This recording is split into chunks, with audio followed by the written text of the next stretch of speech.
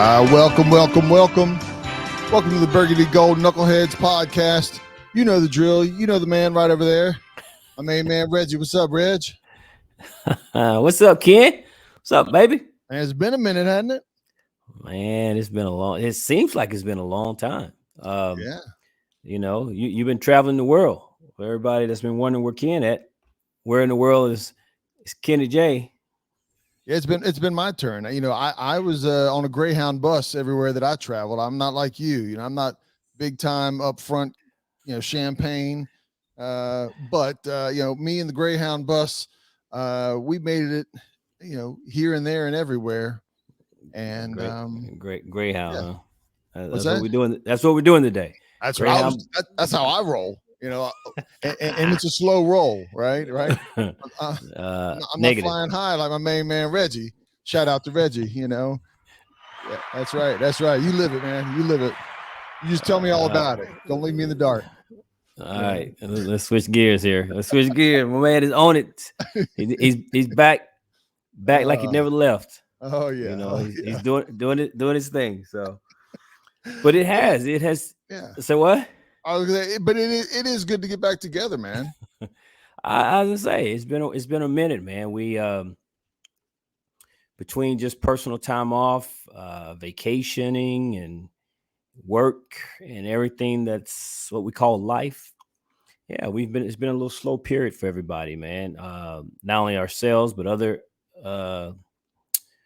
content creators and obviously the beat reporters and things, especially once minicamp ended.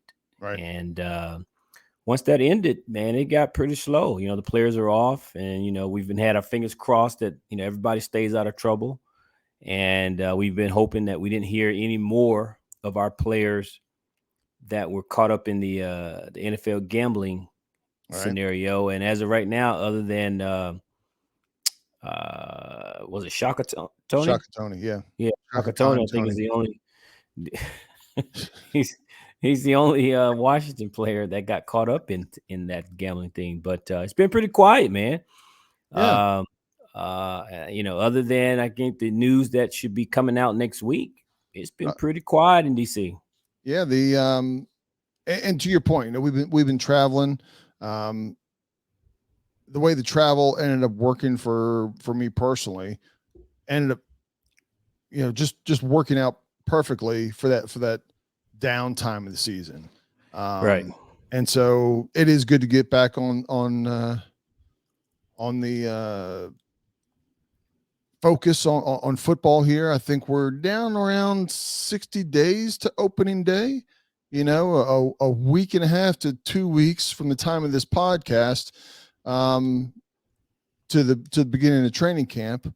But as you just mentioned, there's something to talk about briefly before training camp. Something's on the horizon. And there's some good news. Oh my God. See? There's a reason to celebrate, isn't there, Reg?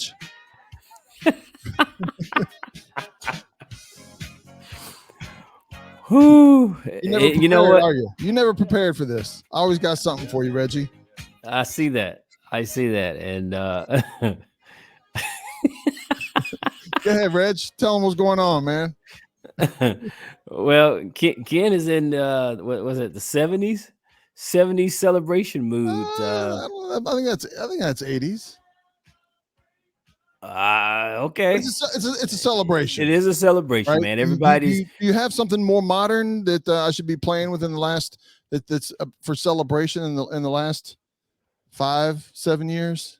I don't know that there's a song out there that just says celebration like that one. All right. So that one is probably the best song for the occasion, and that is,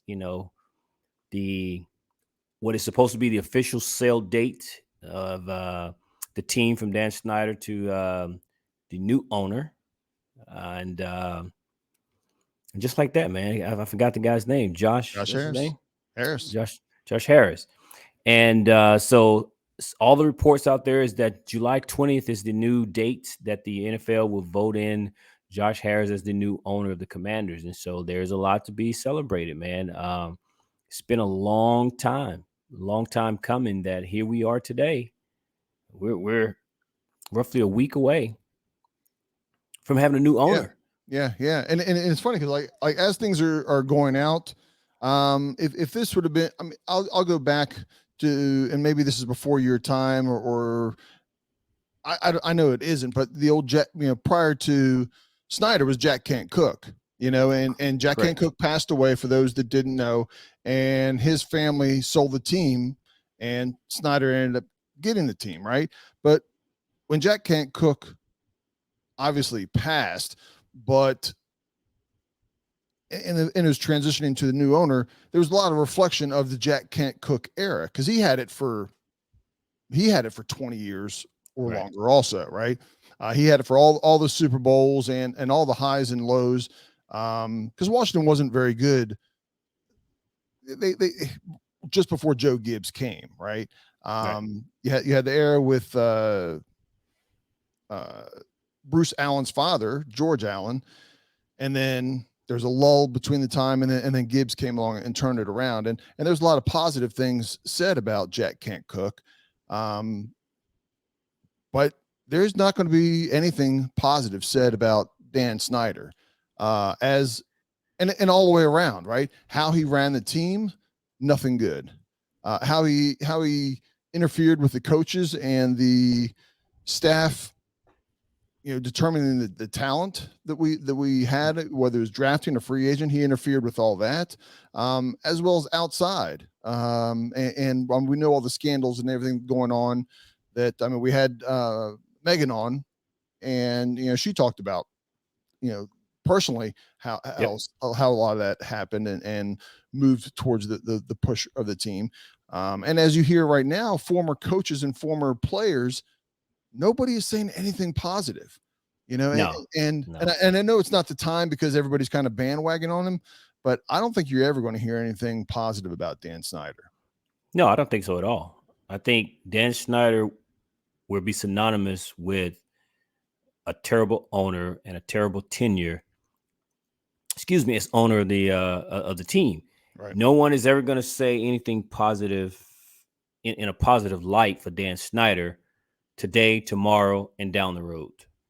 Um, if there was maybe one, if you kind of got to look for something positive, you can talk about how he. But Joe Gibbs was involved in that, and there's some things that he did with the Sean Taylor when Sean Taylor was murdered, and then I think there was tragedy, like through a hurricane or something down south, Puerto Rico, Haiti, or something of that nature. And I think he loaned the team plane to do something. But you got to search hard, man, to try to find something positive that Dan Snyder did in the eyes of most fans. Most everything is going to be left with a negative taste, and he's done it himself. And of course, we're a week away from the announcement, and yet this big report comes out where detailing the leaked email about John Gruden and how it Right. began the demise of Dan Snyder and so forth and so on. If you want to read about it, I mean, you can go out and look on ESPN. It's a It's a lot, long lot. it's a long It's a article. long, long Yeah, article, and I it's a can't very say detailed, and it's that not I. just about Snyder. I mean, there are other moving parts, and I mean, if anything, it goes to tell you, Snyder and others. When you're talking about money and power and control, whether it's people with the players union, whether it's people working with the NFL, whether you're talking about Goodell, um, there's some conniving mofo's. You Yeah, know, they have no problems stabbing somebody in the back at all. yeah, yeah. It's not.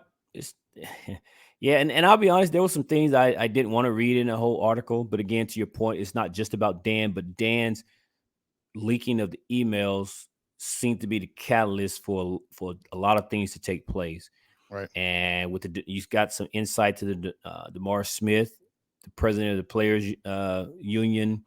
Then you got the CEO of Rock Nation, because Rock remember the Nation. NFL brought in Rock Nation to kind of help with some of the during the Black Lives Matter movement and some other things that they were trying to do after the Colin Kaepernick incident. And so now the CEO is supposedly was wrapped up into this, CEO of Rock Nation, and Goodell, and some of what Goodell's has some issues with. I mean, it just gets Well, into this big and mess. then Jason Wright hiring somebody from Rock Nation, like the CFO or COO of Rock Nation, onto the commander staff, right? Right. So Rock Nation is handling the, what do you want to call it, the promote social networking portion of it. So basically you're an influencer, right? Rock Nation is trying to be a positive influencer for the NFL. Well, who needs more positive influence than Dan Snyder and the Commanders? Oh, I think I know what I'll do. I'll hire one of their top 3 or 4 people to be on our team, and so it'll make us a happy family. It's again, it is dirty. Yeah. It There's a is lot going some going on in backstabbing, there, and and we you talked about it. But when we talked before, when the original Gruden emails all came out, to me, it wasn't, and we talked about it. It wasn't as much an attack. I had no doubt that Snyder had an influence on it, not because of Gruden, but because it showed a bad light on Bruce Allen, who Snyder and Bruce Allen were having an outing after he had fired him. Right. So Snyder's he's shooting at everybody, but deep down in the bunker, he's not letting anybody, trying not to let anybody see who's doing it. But when you start, it's not one thing. When you start putting all the pieces together, it paints a pretty good picture of what's more than likely all going down. Well, and I'll be honest, I read some of it. I got the gist of it. I didn't read every single line and every word of this story to the point. It was long, and there's a part of me that, look, man, I'm a huge sports fan. Definitely a huge NFL fan, and I just want to come on Sundays, man, and watch football. Right. The stuff that those guys are doing at that level, billionaires, and their problems that they have, they can have that, do that. Just continue to draft, uh, and get some players. Continue to teach, train players, But put good product on the what you can't field. say there is continue to, you used continue a couple times. There was one thing you're not going to say is continue to win, right? If you're winning, if we're making the playoffs every other year, every 5 years, we're a true contender. We don't focus on this stuff as much, right? What that's not the point I was making. I just meant as a fan of the NFL, right? Because Yeah, there's a lot of this snake slimy stuff that's going along in the league, and yes, with owners and the commissioner and all the conspiracies out there with the president, the head of the players union and all that. yep, And my point yep, being is, I just want to continue to be a football fan and just watch football.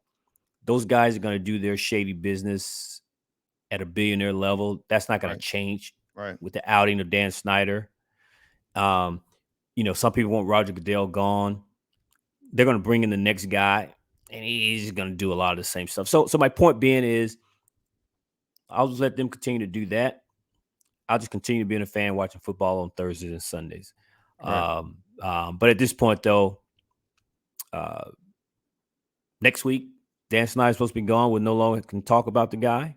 Yep. And we can move on and start looking at Josh Harris and talk about what we expect and the things that we're hoping, and the changes that he's going to make with this team and his organization. So I'm looking forward to it, Yeah. and we'll move on, man. Because right behind that will be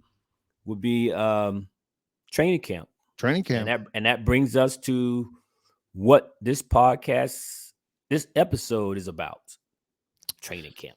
Yeah. Yeah. I mean, I think, and to that point, last comment on the Dan Snyder thing is, from when the NFL votes to approve the Harris group of purchasing the team, That's going to be exciting, right? It'll be a happiness. It'll be a little bit of a, getting that anchor off of your foot that seems like we've been dragging for a long time. And a week later is training camp. So it's just going to build that much more excitement. And there's a lot of to focus on training camp here. I mean, there always is, but there's some positions and changes that are definitely going to grab our attention as Commanders fans coming up here. Well, there's certainly some intriguing storylines, right? Yep. Going into not only going into training camp, but going into the season. There's quite a few question marks, a lot of intrigue. What's going to happen? I mean, we for another year, we got question marks at the QB position. There's offensive line, how the receivers, the defense can improve. I mean, it's just the list goes on and on, right? Well, let's So, go. I mean, to your point, let's go through some of the um, items that you specifically and me specifically, and that you're looking for in training camp, right? As you get through training camp, week 1, week 2, week 3, what are you looking for in training camp, and going to be focused on yourself? well, let me first say this, and I think I prefaced this before we were podcasting. You and I would have these conversations, and my number one, above all else, I know it before you say it, but let everybody know. above all else, I want to get through training camp and get to the regular season without any major injuries Right. to any of our key guys. I don't want any guy to get hurt, but I do know that injuries is a part of football. Yep. But when I mean our key guys, I'm not looking for. I don't want the quarterback to go down. I don't Hopefully, want no our starters. running Right. back. Basically, no starters. No starters. I mean, if a guy sprains an ankle, that's one thing.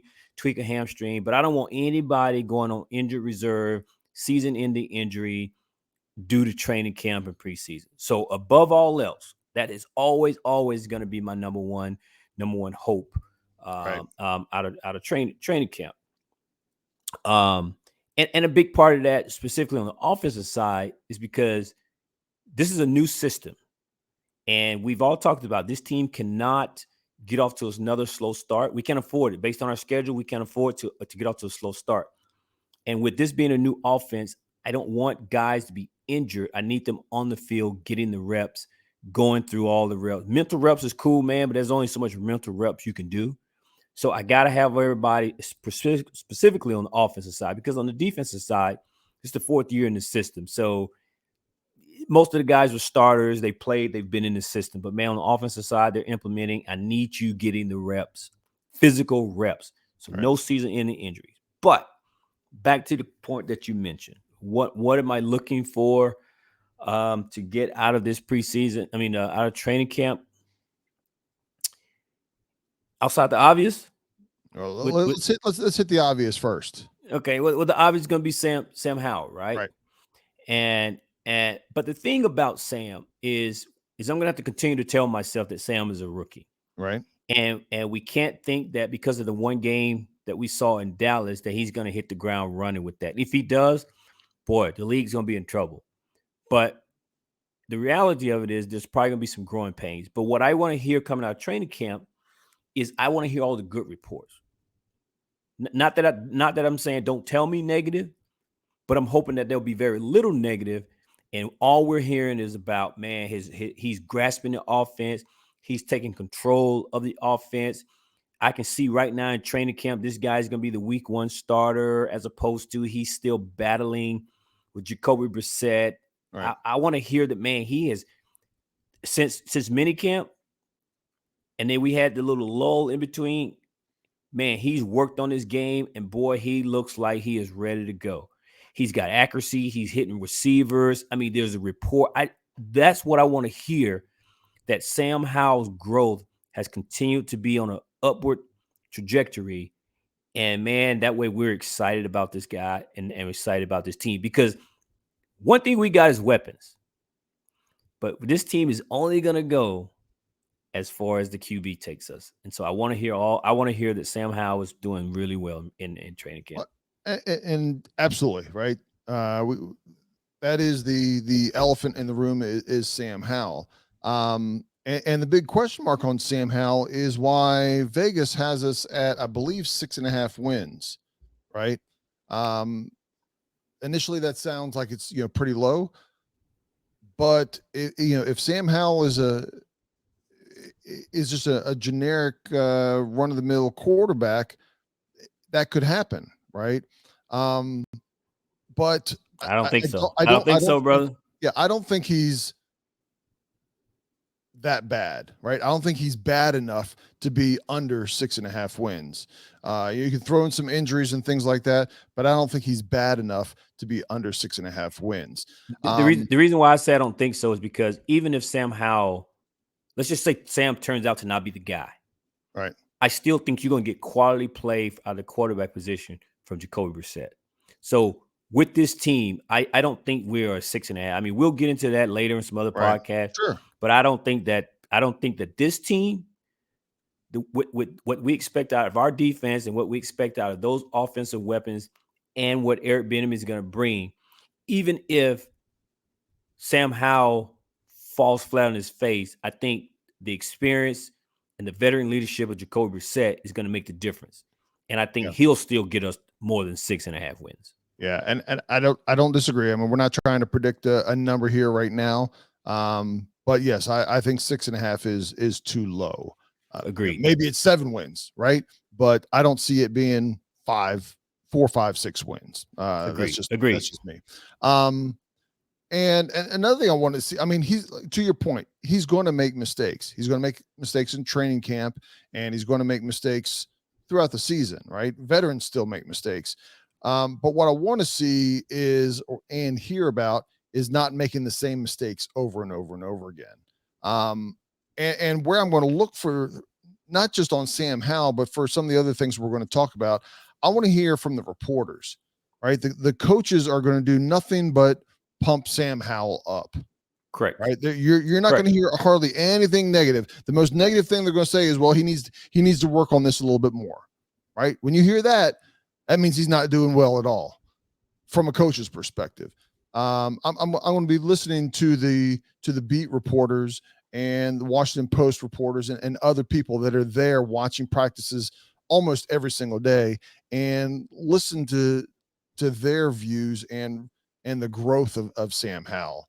And the next thing that I'm going to be looking for, or I'm interested in, and we'll know this within the first week. We already saw some of it in the mini camp, is the focus, the pace, and I don't know how much we're going to see, but we'll still probably see some of the creativity from the new offensive coordinator. Okay. Right. I want to see what he's bringing into it. I know they try to stay fairly vanilla, especially on anything that's public, open to the public practice and also the preseason games. But I'm interested to see some flashes of what Eric Bieniemy is doing. How is he using the running backs out of the backfield? How is he? I mean, we always talk about how there's very few quick slants, right? Those are so hard to defend, but Washington just doesn't do them. And you can't tell me that it's our staff, our receivers, because this is for 10 years, different receivers that we just never seem to do this. And I'm not saying that is the one thing, but I want to see something different. I want to see something more open, more dynamic, and catch defenses wondering what you're going to do rather than I know what you're going to do. I'll see if I can stop you or not. Well, I think EB is going to do that. I just don't know that we'll see that during training camp because, to your point, game plan type stuff will typically be on days that it's not open to the media. And so we're not going to see that until the season starts, unfortunately. We did see the pace and the focus that Eric Bieniemy had during the mini camp. And so that's part of it. that's That's part not of going to what change. what I want to see and continue on. Right, it's just sets a standard. Mini practice was one, or mini camp was one thing, but now that we're in the actual training camp, this is going to be a daily thing, and that, in May, along with what we see for a month and a half, it basically establishes this is who we are. This is how we're going to run our team. This is how we're going to run our practice, and practice turns into hopefully expected production on the field. Yeah, and I don't think you're going to see a different EB in training camp than we saw in mini camp. In Right. fact, it might be worse. It might get turned up a notch Yeah, in and training that's and camp. that's fine. And But I'm looking for that. yeah, but yeah, that's cool. Probably my other big thing here that kind of goes hand in hand with Sam Howell is I'm very very uh curious as to how the offensive line performs in practice and how going up against our defense. Now, again, I understand that when you work against these people on a daily basis, you tend to get to see some of the same habits and things. But despite that, I want to hear that, man, the offensive line is looking good. The defensive line is struggling because they're not getting the pressure that they normally would get on Sam Howell or the quarterback that's been back there the past few years. I want to see that whatever they're doing, man, Cosme is looking good after kicking inside to the right guard position. Uh, Wiley coming in from Kansas City is really solidified and having a great camp on the right tackle side. We know there's a battle at left guard between Sadiq Charles and Chris Paul. I don't care which one of them wins the position. I'm pretty sure they do and their families do. But Reggie don't really care. I just need the best one to get in there at left guard and hold it down next to Charles Leno. We know what we're going to get from Charles. Charles is the one constant, the returning starter that's going to be playing there at left tackle. And then we got Nick Gates coming over from the Giants as a center position. Um, but man, I want to see that line come together and gel because again, just like the offense as a whole can't get off to a slow start. We need this offensive line to be cohesive and really kicking. Not maybe not on all cylinders. That would be the best case scenario, but certainly don't look like they're still trying to build chemistry within the Right. first 4 weeks of the season. Man, by the time we get into week 2, I mean the schedule has set itself up for us to be in a situation where between preseason, week 1 against the Cardinals, and week 2 against a pretty good defense in Denver, because I think by week 3 or 4, the Eagles will be coming to town, or we're going there. I don't remember which one, but we'll be playing the Eagles, so it gets pretty tough right away. So I'm just hoping that the offensive line, man, just kind of gels and get that cohesiveness and build that chemistry early, which is why another thing out of training camp that I'm really, really going to be looking forward to is that joint practice with the Ravens, Right. because at that point, you're truly going up against somebody else and they don't know your tendencies. So I'm hoping that the offensive line and the things and plays that they run against Baltimore will make the reporters going, man, this team is looking scary. I like to Well, see what they do when they start game planning for people. I hope it is, because all I can do is reflect on the past, right? Last year we didn't hear, coming out of training camp, there were some moves made, and I'm not going to say we didn't have any concerns about the offensive line, but we felt pretty good about our offensive line until week 1, week 2, week 3, week 4, week 5, and you look back and go, where did this come from? And I would find it hard to believe that the coaches didn't have any concerns, right? If the coaches were totally taken back on where the offensive line was, then either their evaluation was wrong or their coaching was poor, or combination. They did get it cleaned up, but man, that they were they were just bodies standing there the first handful of games. I mean, at least on some things we heard. I'll use Carson Wentz as an example. We heard about his inaccuracies in training camp, and then he would have a good day, then he have a bad day, then have a good day and a bad day. So when his inaccuracies happened early in the season before he got hurt, it wasn't a surprise, right? You make an occasional really good play because you're a big strong quarterback, but you also made some bad throws. The offensive line just was a total disaster. That it seemed like it came out of nowhere. Um, and I hope, again, to your point, I hope we're not in that same situation. And I don't know that we're going to really get a legitimate evaluation uh, I from think we will. I think we will. I'm gonna tell you why. Because I think last year situation was a perfect storm, perfect in yeah, a bad way. Carson Wentz regressed, I think, a lot more than people had realized. And then with his regression and lack of mobility, was not a good combination with the guys that the team hedged their bet on. So right, when they didn't re-sign Brandon Chef, which again, not knocking him from that because by all accounts Brandon didn't want to be here anymore. So with Norwell at left guard, and I cannot remember the guy from Pittsburgh that was the right guard. Man, those guys their playing days were gone. and then we had some injuries, early injuries at center. On top of that, also, Yeah, but even with that, you watch some of the games, man. We had our guys in there, and all of a sudden there was still one lineman would just get bull rushed and is yeah, already in the backfield in Carson right, Wentz, the statue's lap. So the combination of the interior of our offensive line, primarily our guard spot, and then you got a quarterback that has some mobility issues. It was just a perfect storm. right, And there's a reason why the offense and the offensive line looked a little bit different when Taylor Heineke played, because he had the mobility that Carson didn't have, and was able to escape the pressure, and obviously knew the offense a little bit better and was able to anticipate some of the throws. And we laughed about how he threw some balls that with his eyes closed, but yeah. nonetheless his Chuck it up mobility there, allowed. Terry will get it.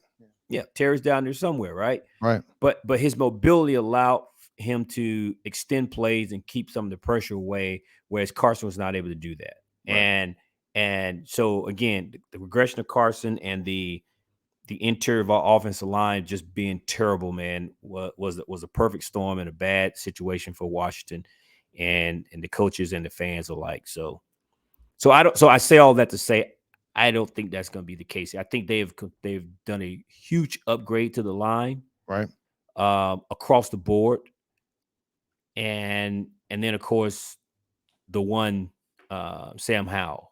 And so I think you won't see that. The Yeah, key for them is just learning this offense and gelling and having the cohesiveness early on, and we're not halfway through the season and they're still trying to mesh together.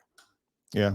What the another thing I'm going to be keeping my eye on and kind of tracking is from, because I don't know that from opening day of practice versus week one that everything is going to be set like it currently is on the depth chart, is linebackers. I think, our defensive line with Payne and Allen and Sweat and Chase, and then you've got a couple solid backups between each of those four guys for a rotation. I mean, you basically, you have Mathis coming from injury. He basically had a red shirt, a red shirt year First last year. year. And so, he's a second round pick, second round talent that you expect to be in the rotation there at tackle. And then you have Ridgeway as well. And then from the secondary perspective, they went, our safeties have been pretty good and pretty deep. We went and got a safety. We got, with our number one pick, got a cornerback to rotate in with whoever else is there. And we all anticipate that that's going to be a tough crew also. And so it's, Jamin Davis and the guys, who is going to end up being there. Cole Holcomb is no longer there. He was a steady Eddie guy. While he was never a superstar, he was just a solid player. And He so was a who's going to Jag. fill that? Who's going to He was a fill that role? he was a Jag, man. He's a little bit more than that, but He's a jag, man. He's a jag. man, come on, man. Don't be talking about milk like that, man. Uh, Look. He was milk. However, he was just another guy, man. If he wasn't, he'd be here, Ken. well, He would be here. he got a better offer at another place that Washington wasn't going to match it. So, And if he wasn't just another guy, they come on, man. oh, Listen, and I like Cole, but Cole was a 5th round pick and he overachieved, man. But I think he had maxed did. out. So he was Cole was a starter here. We relying on him here. Cole's better than Jamin Davis. He's been better and more consistent when he's been on the field. Yeah, Jamin Davis. Okay, fair enough. But we had low expectations for Cole Holcomb. So Cole Holcomb had been in the system. Jamin Davis a jag? Well, no, hold on. Let me explain. Okay. I think there was less expectation for Cole, higher expectation for Jamin Davis. Right? Let's be honest. Absolutely. So, right. And the Cole had been in the system for several years prior to Jamin. Jamin, what, his 2nd year? So I mean, there's a learning curve there, right? And then we played him out of position 1 year, experimented with. You know, we love to get guys, and then we try to put them in another box instead of playing through their strength. But listen, I'm not making an excuse for Jamin Davis. Jamin Davis needs to prove that he's worthy of that 1st round pick because the expectation is there, and he's not lived up to the expectation. But at the same time, 2 things can be true, and Cole Holcomb as a 5th rounder overachieved, and I think he had maxed out here. There's a reason. So did Tom Brady, right? Tom Brady, what? He overachieved. Absolutely. Right. Okay. But, and you see that New England didn't let him go and kept him around for 20 years. The first chance we got, we went fighting to keep Cole Holcomb, and Cole Holcomb didn't get no mega deal to go to Pittsburgh, brother. No, he didn't. But we'll see if we miss him or not, right? We're not gonna miss him or not. We're not gonna miss him. Well, you know how you don't miss him? Some of these other guys step up and play better than Cole Holcomb did. I think Barton coming out of Seattle that we signed in free agency is going to give you just as much as Cole Holcomb. He'll be fine. And I hope you're right. I'm not saying he's not. All right. I'm not predicting gloom and doom. I'm just saying we need to see it. And to that point, I don't know who the starting 2 or 3, right? We play a lot of with 2 linebackers and 3 safeties. The Buffalo nickel. Correct. And that's happening a lot, not just in Washington, but in the NFL, because it's such a pass happy league. You tend to have another person out there. I mean, even the tight ends these days are big wide receivers. Yeah. So you need somebody an extra body in there to cover, because most of these linebackers, what I would call a true linebacker, most of them can't cover a lot of these tight ends. Correct. Speaking of tight ends, yeah, that's probably my only other thing that I'm looking at in training camp, man. I have very little concerns on the defensive side of the field, just because of the continuity, pretty much the return of all the starters, except for 1 or 2 positions. Again, the only thing on the defensive side is just staying healthy. But the tight end, I think we all believe that the tight end is going to be a key spot in the Eric Bieniemy system. And with that, there's no Travis Kelce on this team. And I don't think we have any expectation that these guys will perform at Travis Kelce's level. However, there are going to be opportunities, and we need to have those guys healthy. Those guys were injured all last year. Hopefully we get back to what was happening in training camp, where there was a lot of hype coming out of camp of the tight end position. I mean, you saw Doc Walker talking about it, how he loved those guys, man. So between Cole Turner, the return of Logan Thomas, and I think Curtis Hodges, I think is his name, and he got injured last year before the season even started, went on injured reserve. So, and I even talked about Bates, so hopefully, man, that those guys get back to turning heads in training camp, and that can translate over into the regular season. Yeah, I don't disagree at all. I would. I know the offensive line is more important if I'm ranking concerns. They're a higher importance, but as far as on the offensive side of the ball, where I have the most concern, even though it's not as important, it would be at tight end. Um, I don't know that we have weapons. I don't know that Logan Thomas is the player that he was 3 years ago. Um, and you know, I don't know that we have a weapon at tight end, to be honest with you. I'd like to We see. got I'd one, like to see. Ken. I know you, Reggie. You always think. I will say you're the optimist out there, and I try to be the realist. But I'm waiting to see because I haven't seen it. Uh, you know, No, we haven't seen anything, right? But I think Cole Turner's going to have a breakout year, and I think Logan Thomas will be okay. But yeah, yeah. I think Cole Turner is going to do enough to make people realize we need to get him more touches, or it's time for Logan Thomas to say bye bye. Well, But either one of them. I mean, again, we don't need them to be Travis Kelce, but we need right, them to be productive, right? That they got to be we need that productive. we need the linebackers and safeties to keep an eye on them, because either you need to be good enough to get open if everybody is focused on our wide receivers, or they need to be looking at you so the wide receivers can get one-on-one matchups. And most of our wide receivers, we feel that if you get one-on-one matchup, we'll take that, right? On whether it's Dotson, Samuel, or Scary Terry. We're gonna be all right, brother. Yeah. Don't you fret. Don't you fret, man. We're gonna be all I'm right. fretting over here. I'm sorry. I'm sorry. I'm a fretter.